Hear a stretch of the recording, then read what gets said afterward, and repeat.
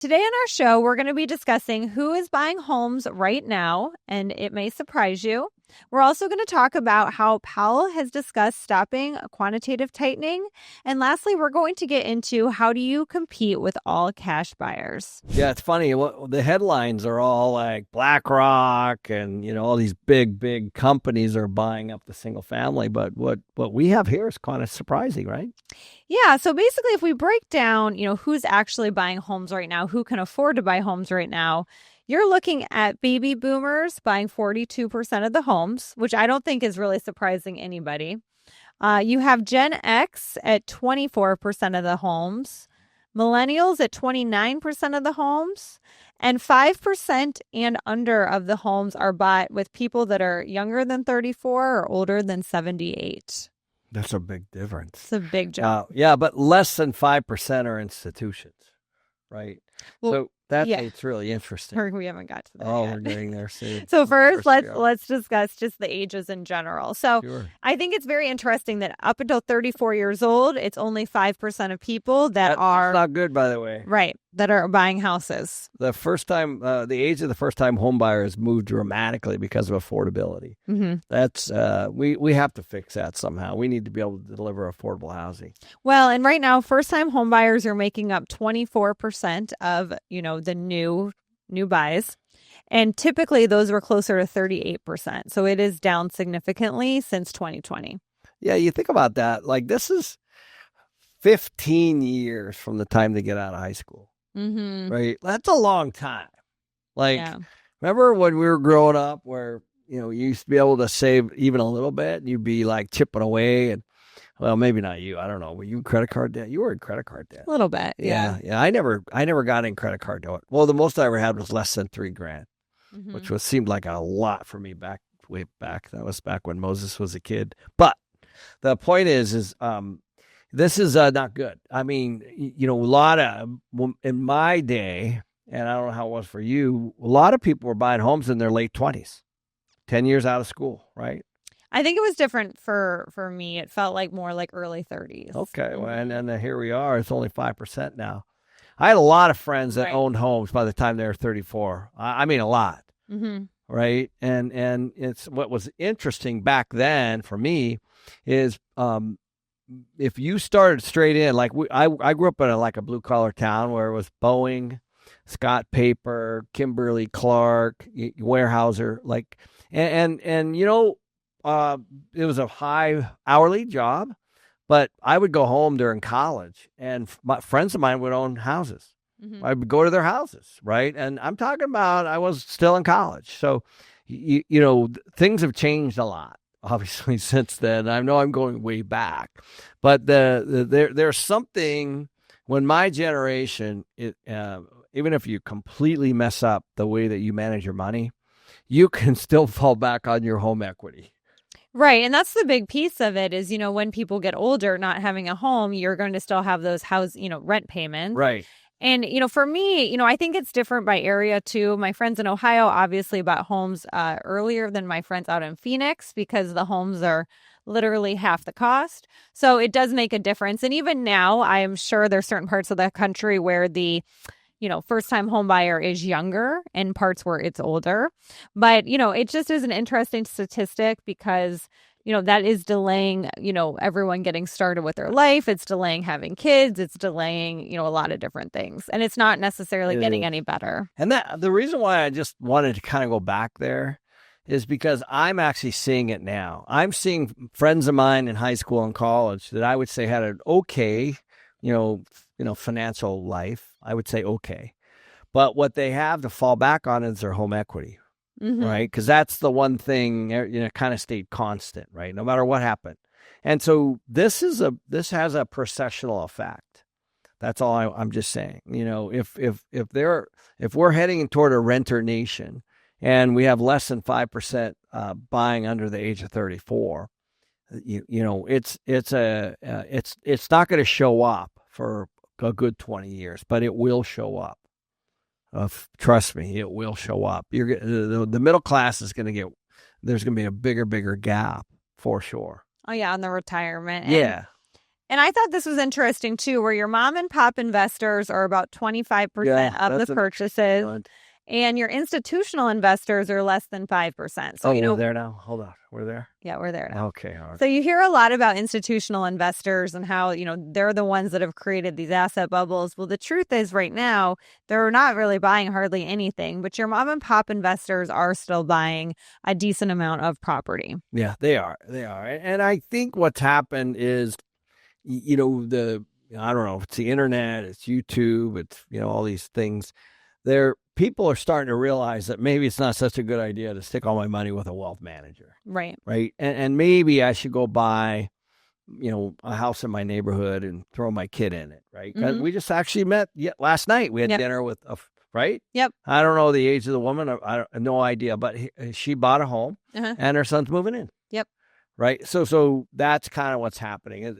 There's also a pretty big wealth transfer of, and so there's a lot of money sloshing around right now where people are, transferring wealth to their kids and or buying assets like this. And so it's a little bit different. Well, I think that's an interesting point you bring up because there's a lot of generational wealth, and you hear about this in other countries, and we've always had it here, but it's becoming more of a thing where, a normal person used to be able to just go buy a house, right? But now what we're finding is more and more these younger people, the way they're getting homes is their parents are helping them with the down payment or buying the whole house for them. And that is that generational transfer of wealth because it's so hard for a person just working a normal job with no help to be able to afford a home. And you're just going to see that more and more. Right. There's no question. The kids know where the money's going, right? It's like, well, in most cases, if you're nice to your parents. So don't forget about that. Be nice. But I think a lot of the time, though, it was, when your parents would pass, you would get this money. But now I think people are kind of seeing this writing on the wall, because, back in the day, like, if your kids were doing okay, they didn't need you to inject a lot of money to help them, right? And you didn't feel any kind of obligation. But now some of these boomers, they have this money, they're sitting on these houses, their kids don't have a house and they aren't going to have a house, and they kind of see that writing on the wall. So they're thinking, what can I do for my kids? They actually need a house. And that's why you're seeing, boomers come up with down payments or gift their homes or, buy homes for their kids because there's, just like in the case last night, she knew that her son wasn't going to be able to ever buy a house and she wants him to have a house. He's 32 years old. So she bought him the house. And, that's just going to happen more and more often. Yeah. And I think one other thing that I thought of when you were talking is in 07, 8, 9, 10, 11, 12, whatever you want to pick, doesn't really matter. There was also another thing going on. And that is, if you were in your 40s and you had put a lot of money in Wall Street, you actually got whacked pretty good too. So I'm not talking about real estate now. I'm talking about like people that had, followed a system. And so I think, they got a black eye. A lot of people got a black eye, certainly on the real estate side, right? But then also on the financial services side. And so they were like, okay. And so that kind of propelled, do I really want all my eggs in one basket, back then and call it the great financial crisis. And so I think a lot of people kind of took note and said, all right, well, I followed a system, for the first 20 years of my life. And I just basically lost it all because that actually was a thing. And I'm in the stock market, though. It's not that they filed bankruptcy or anything like that, but things that they had trusted and had gone up for a long period of time also popped. And then, and I think now a lot of those people are saying, okay, I better have a little more diversified approach, which actually, ironically, kind of also propped up the real estate market as well, because now you have more people. Like you have the institutions that jumped in after the great financial crisis, because I was part of that. And then the mom and pops. Like we never used to talk about mom and pops and institutions buying single family. I mean, every once in a while you had little investors here and there, but now it's a whole business. So Powell announced last week that he is going to probably stop quantitative tightening in the market. And this could be really good for real estate. It's a good direction. Yeah. So just to be clear, what that means is, the Fed is trying to slow down. That's essentially what it means. And if you read what he said that they were going to stop QT, stop quantitative tightening. And so what that means is that they want to shrink their balance sheet, and that what it does is it takes money out of the economy. That's essentially what it does. So quantitative easing is the opposite of that.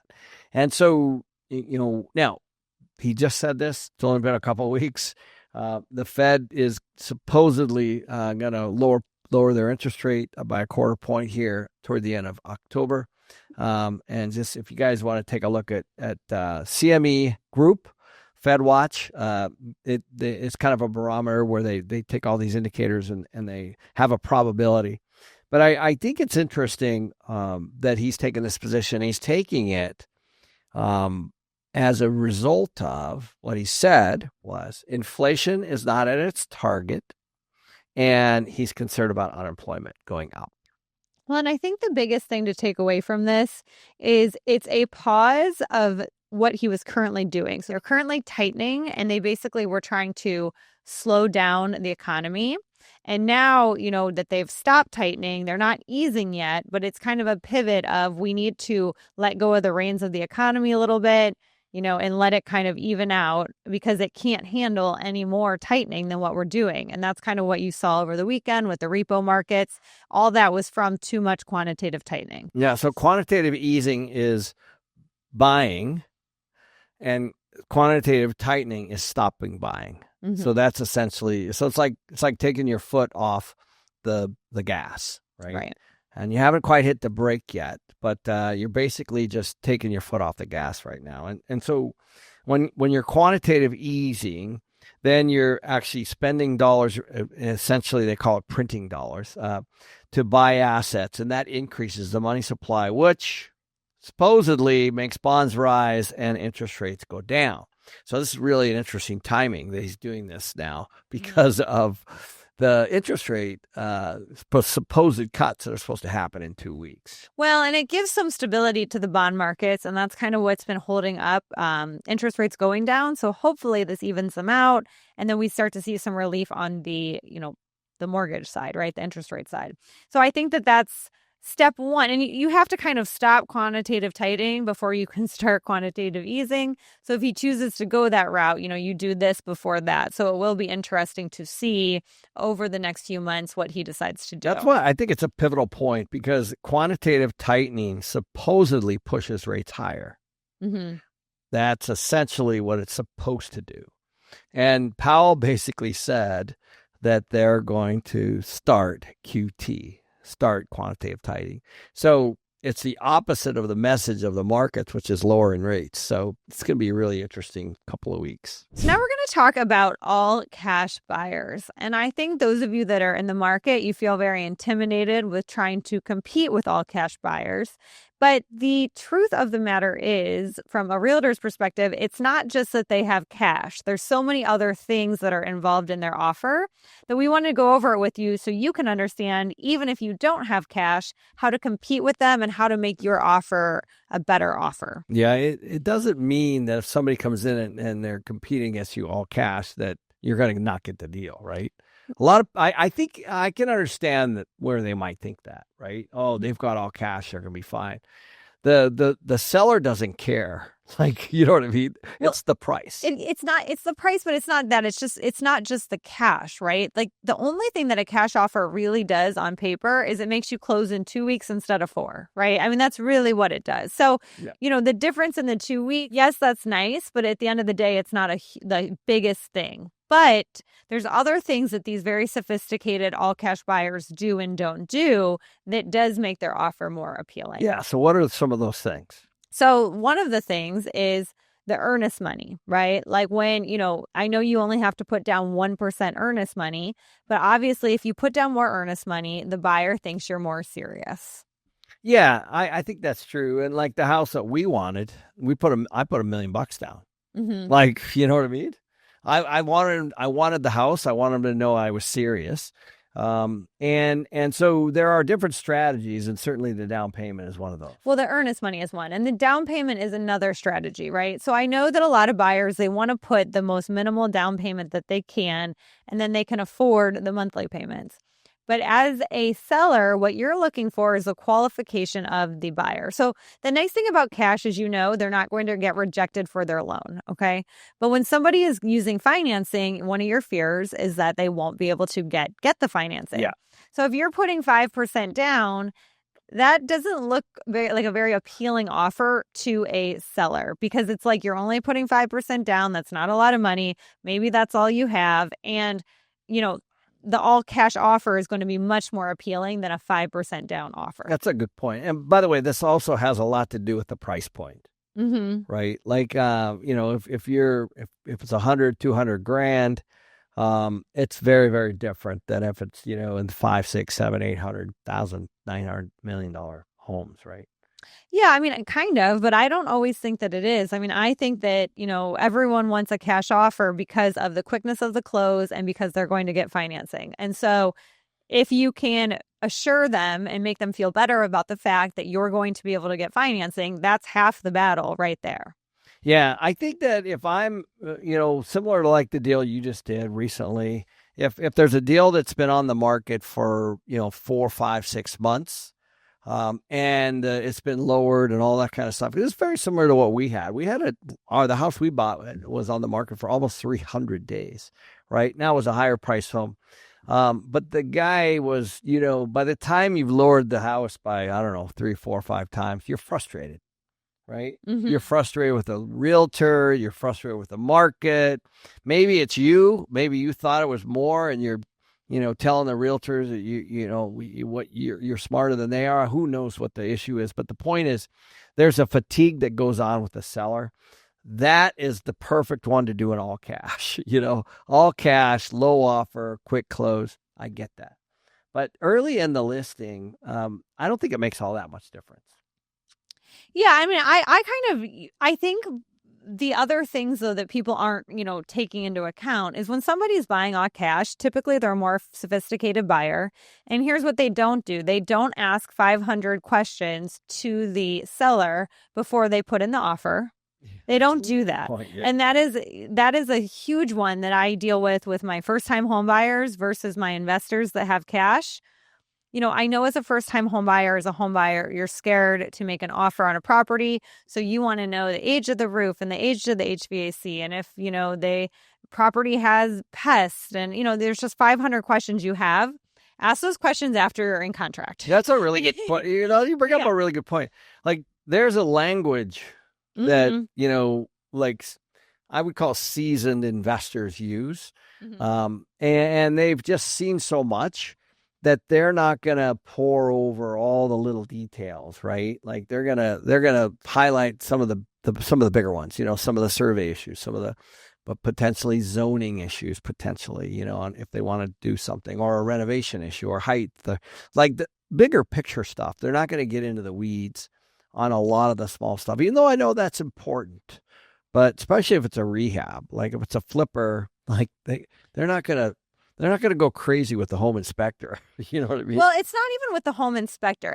After you're under contract, you can ask a zillion and one questions if you want to. That's fine. You're under contract. But, you can back out of a contract for basically any reason for the first 10 days. So ask those questions after you open escrow. If you have questions about anything. That's a pro move right there. Yeah, you guys are right. Like if you like a house, make an offer, get it into escrow, and then start pouring away on the question. Exactly, because like the offer I did the other day that we got a great deal on, part of my selling point to the seller's realtor, the listing agent, was this buyer has not nickeled and dimed other deals we've done together. She's really easy. It'll, in my experience with her, it's been an easy close. These are all selling points, right? If she asked him, hey, these termites from 2 years ago, is this still a big issue? How bad of an infestation was it? The roof, I know it's a little bit old. Are you having leaks? Like, is there any kind of thing I should know? So all these questions. And then when I come in with a low offer, do you think that they're going to take it? No, because they think that you could fall out of the deal, or you're going to nickel and dime them on after the inspection to fix a bunch of things, right? So a cash offer typically comes in. This is most likely going to be an easy close. They're not going to nickel and dime us unless there's some big issues. And so, even if you're not offering cash, you should go in like that, because you're going to be better qualified to get your offer accepted if they think you're not going to be a pain. It's a good point. And the other thing is that usually an all cash offer believes that they have a huge advantage. And so usually they're making a lower offer, right? So do not feel like you're losing out because just, making an offer that's a little bit more with financing is something that you just had a deal the other day where the seller's like, I don't really want to move out for 3 or 4 or 5 months. Like, you just don't know the situation of the seller. If the house is vacant, it's a different issue. But if they've lived there for 20 years, right, there's an emotional connection. They got to move. There's just all these things that are going on. So an all cash offer might not even be that great for the seller, right? And you bring up a good point. You're assuming people want to close in 14 days or, a shorter time. Sometimes they want to close in a longer time span, and an all cash offer can't do that because they're in a 1031 or they're in hard money or, whatever the situation is. And so if you tell them, hey, and we just did a deal like this, we can close. And then if your seller needs more time, we don't have to close right away. And that could be beneficial to them if they can wait a couple months to close. Like, maybe they want a longer close. Yes. So, it's not, cash isn't always king, guys. I mean, it's always king, obviously, to close. But the seller has to be in the right mindset. If it's a vacant building or a vacant house or something where they moved on, it's been sitting there, then 100% that works. Right? Yeah. And any kind of offer you do right now, like if I were to do an offer right now for myself, I would make sure that they know that I am not planning on nickel and diming them, and I'm only going to be addressing big issues. But then you obviously have to, do that as well. But at the end of the day, that's going to make your offer really appealing right now, because a lot of buyers, 20% of deals right now are falling out. And it's because buyers are nickel and diming on a lot of things because they think they almost have so much control of the market that they want to nickel and dime. The seller doesn't want to do it. The deal falls out. So if you can make them feel comfortable knowing that unless there's a big issue, you're not going to be doing that, you're much more likely to get your lower offer accepted. Yeah, without a doubt. And it's a really, really, really good point. So don't worry about if you don't have all those funds lined up. Yeah, you just have to look at it through your seller's point of view. A cash deal with not nickel and diming is a low perception of risk for them.